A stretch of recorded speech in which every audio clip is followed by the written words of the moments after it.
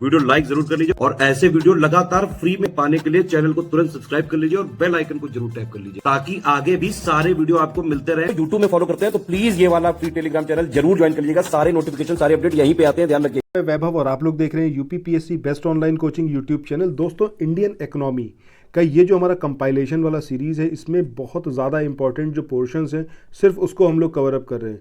Page bye page पूरे compilation को मैं बिल्कुल कवर अप नहीं कर रहा हूँ, बट यहाँ पर जो मैं आपको बताने जा रहा हूँ, जो प्रीवियस वीडियो में भी मैंने एक टॉपिक कवर अप किया था, तो ये वो सारे टॉपिक्स हैं ना जहाँ से सीधे आपको क्वेश्चन देखने को मिलेगा। 14 तारीख को आपका उत्तर प्रदेश पीसीएस का जो एग्जाम है 14 मई को, 100% जितना पोर्शन मैं यहाँ से आपको कवर अप करवा रहा हूँ उसी के अंदर से आपको क्वेश्चन देखने को मिलेंगे। सो बिल्कुल भी मिस मत करिए, हर एक वीडियो को कंप्लीट देखिए। कोई भी बात अगर आप मुझसे कहना चाहें तो कमेंट सेक्शन आप ही लोगों के लिए अपनी बात वहां पर आकर ज़रूर रखिए, ठीक है। सो आइए स्टार्ट करते हैं आज के अपने सेशन को। दोस्तों, जो पिछला वीडियो था उसके अंदर हम लोगों ने कवर अप किए थे 5 ईयर प्लान, जहां से एक question on an average her exam में आपको देखने को मिलता है, स्पेशली जो यूपीपीएससी आयोग के द्वारा कंडक्ट कराए जाते हैं। आज का ये जो हमारा लेक्चर रहेगा, इसके अंदर हम लोग बात करेंगे जो इंपॉर्टेंट कर्व्स हैं, जिसमें लॉरेंज कर्व है, लाफेयर कर्व है, ऐसे कई सारे कर्व अभी आप यहाँ पर देखेंगे इस पूरे वीडियो लेक्चर में। तो यहाँ पर इनको जितना मैं आपको बताता जाऊँ वो सारे पॉइंट एक जगह ज़रूर नोट डाउन करिएगा, अपने माइक्रो नोट ज़रूर तैयार रखिएगा, ताकि एग्जाम में अगर यहाँ से आपसे क्वेश्चन आएगा तो वो बिल्कुल भी आप गलत ना करें, ठीक है। तो सबसे पहला यहाँ पर हम बात करते हैं लॉरेंज कर्व की। तो सबसे पहला क्वेश्चन यहाँ पर लॉरेंज कर्व से रिलेटेड यही आता है, किस चीज़ से एसोसिएटेड है और क्या कुछ है इसके बारे में, ठीक है। सो आइए देखते हैं इसको।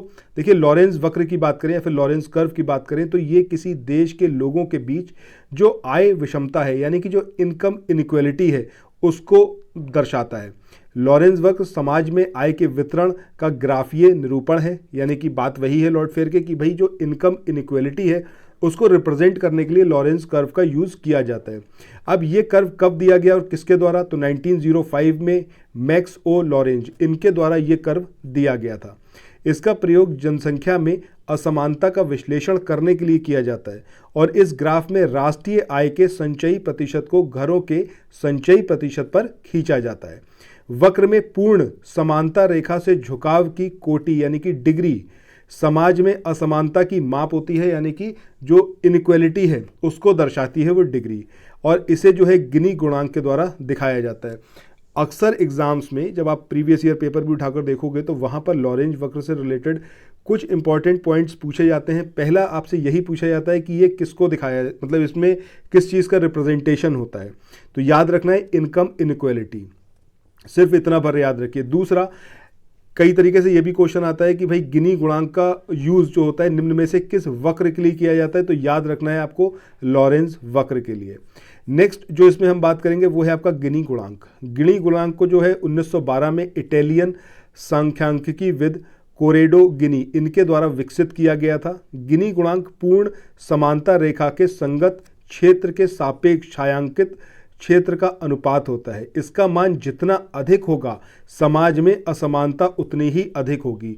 ये जो लाइन आप देख रहे हैं ना कि जितना ज़्यादा यहाँ पर गिनी गुणांक या फिर गिनी कोफिशिएंट का मान होगा, उसकी वैल्यू होगी, उतनी ही ज़्यादा असमानता यानी कि इनइक्वालिटी होगी, मतलब डायरेक्टली प्रोपोर्शनल है गिनी गुणांक किससे? जो आय की असमानता है उससे। गिनी गुणांक छायांकित क्षेत्रफल समता रेखा के नीचे का संपूर्ण क्षेत्रफल होता है और गिनी गुणांक का अधिकतम जो वैल्यू है वो कितना होता है? 1 के बराबर होता है। न्यूनतम कितना? 0 के बराबर होता है। ये पॉइंट आपको यहाँ पर याद रखना है।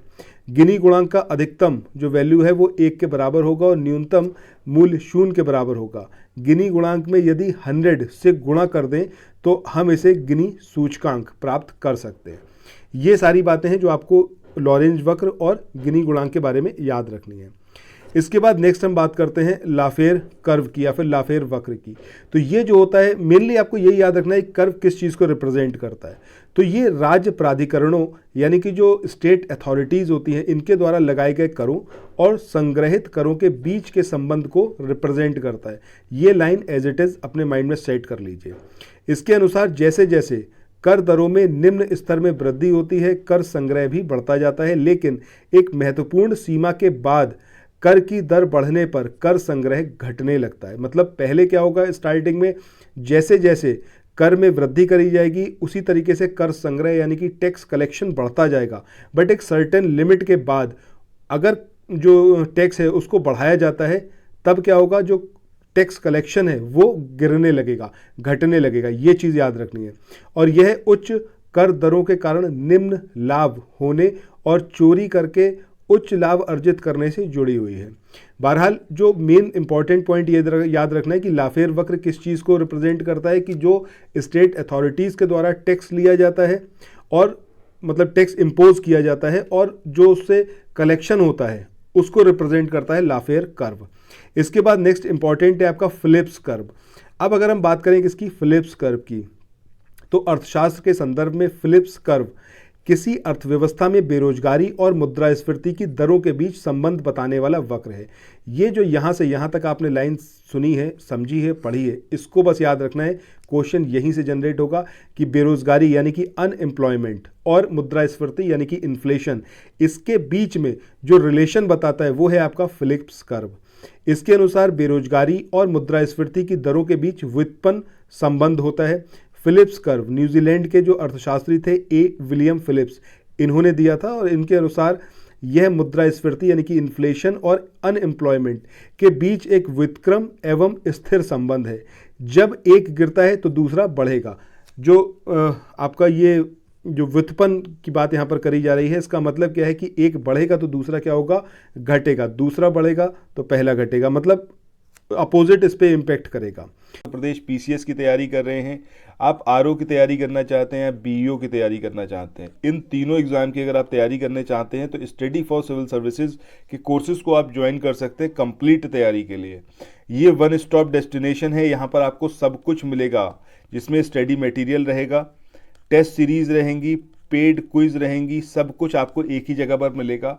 और ये सब कुछ सफिशिएंट होगा आपके एग्जाम को क्रैक करने के लिए, एग्जाम को निकालने के लिए। लेटेस्ट ग्रुप स्टार्ट हो चुके हैं और उन ग्रुप में आपको एडमिशन लेने के लिए सिंपली जो ये नंबर मैं आपकी स्क्रीन पर लिख रहा हूँ, इन नंबर्स पर आप कॉल कर सकते हैं। 8564880530 इस नंबर पर आप संपर्क कर सकते हैं। इसके अलावा 9696066089 इस नंबर पर कांटेक्ट कर सकते हैं, या फिर आप 7523864455 इन तीनों में से किसी भी नंबर पर कॉल करके आप हमसे संपर्क कर सकते हैं और ये लेटेस्ट ग्रुप जो है इसमें आप एडमिशन ले सकते हैं। के लिए एक और पद भी है जो उच्च मुद्रास्फीति और उच्च बेरोजगारी की समकालिक उपस्थिति को परिभाषित करता है, जैसे उच्च मुद्रास्फीति के साथ निम्न विकास, जिसे अविस्फीति भी कहते हैं। उसके बाद नेक्स्ट हम बात करते हैं कुजनेट्स वक्र की। तो इसको किसने दिया था, साइमन कुजनेट्स ने दिया था। ये चीज याद रखनी है। और इनके अनुसार क्या था कि जब कोई देश बढ़ता है, डेवलप होता है, तो वह शुरू में आर्थिक गिरावट का सामना करता है। हालांकि समय के साथ पर्यावरणीय क्षति कम हो जाती है। इसका मतलब यह है कि अतीत में पर्यावरण को जो नुकसान पहुंचाया गया है, समृद्ध देश वास्तव में पर्यावरण विकास में आगे जाकर सहयोग करते हैं, ठीक है, या फिर उनका योगदान रहता है। ये चीज़ किसमें कही गई है, कुजनेट्स वक्र में। इस परिकल्पना के अनुसार जब एक देश विकसित होना शुरू होता है तब पहले कुछ समय के लिए आर्थिक असमानता बढ़ती है, लेकिन एक सीमांत के बाद, मतलब एक सर्टेन लिमिट के बाद, जब एक निश्चित औसत आय प्राप्त हो जाती है तब आर्थिक असमानता कम होना शुरू हो जाती है। ये बात किसमें करी गई है, कुजनेट्स वक्र में। आगे बात करें पर्यावरण कुजनेट्स वक्र की। तो पर्यावरण कुजनेट्स वक्र जो है एक और आर्थिक प्रगति और दूसरी ओर आर्थिक प्रगति के कारण होने वाली जो पर्यावरणीय क्षति है उसके बीच संबंध दर्शाता है। ये आप इसके नाम से ही आप समझ सकते हैं इस चीज़ के लिए। इसके अनुसार जैसे अर्थव्यवस्था विकास यात्रा पर चढ़ती है, पहले चरण में प्रदूषण बढ़ता है, लेकिन बाद में अर्थव्यवस्था के विकसित होने के बाद या फिर विकसित होने के साथ प्रदूषण कम होना शुरू होता है और आखिरी में आर्थिक प्रगति और पर्यावरण रखरखाव साथ साथ चलते हैं। जब आर्थिक प्रगति चरणों को एक्स एक्सिस पर रिप्रेजेंट किया जाता है और पर्यावरण क्षरण को, यानी कि जो एनवायरमेंटल डिग्रेडेशन है, उसको वाई एक्सिस पर रिप्रेजेंट किया जाता है, तो पर्यावरण कुजनेट्स वक्र उल्टा यू आकार का वक्र बनाता है। ये पॉइंट ज़रूर याद रखना है, किस तरीके का बनाता है, यू आकार का। ठीक है, आगे बढ़ते हैं। इसके बाद नेक्स्ट आता है आपका ग्रीष्म का नियम। ये क्या कहता है? ये कहता है कि जो बुरी मुद्रा है यानी कि बैड करेंसी है, वो अच्छी मुद्रा यानी कि गुड करेंसी को चलन से बाहर कर देगी। अब इसमें होगा क्या? जो अच्छी करेंसी है लोग उसको अपने पास रखना शुरू कर देंगे। जब रखना शुरू कर देंगे तब क्या होगा भाई? मार्केट में उसका सर्कुलेशन बंद हो जाएगा, ठीक है, वो उसका परिसंचरण नहीं होगा। उससे क्या होगा? जो अच्छी करेंसी है वो बाहर हो जाएगी। अब ये नियम दिया किसने था? ये दिया था सर थॉमस ग्रीष्म ने, इनके द्वारा इसको दिया गया था और इन्हीं के नाम पर इसको ग्रीष्म का नियम बोला जाता है, ठीक है। सो बेसिकली जो आपको इसके अंदर याद रखना है वो ये वाली लाइन याद रखनी है कि बुरी मुद्रा अच्छी मुद्रा को बाहर कर देती है।